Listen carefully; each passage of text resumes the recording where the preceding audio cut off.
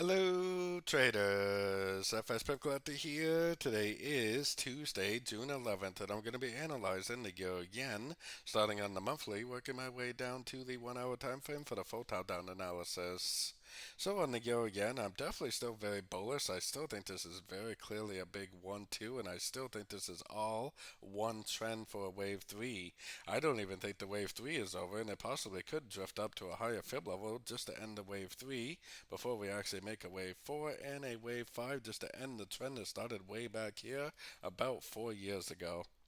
So heading down to the weekly time frame. On the weekly time frame, I'm definitely still very bullish. I mean, I don't really see any significant lower highs.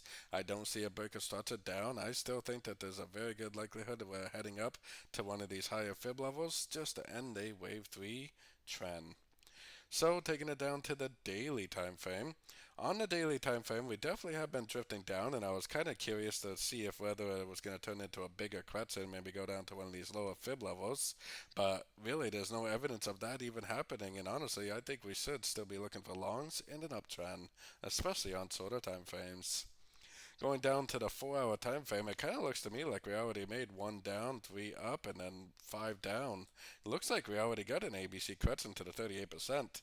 But then what happened is it made like a three-way pattern up, but then it made a three-way pattern down.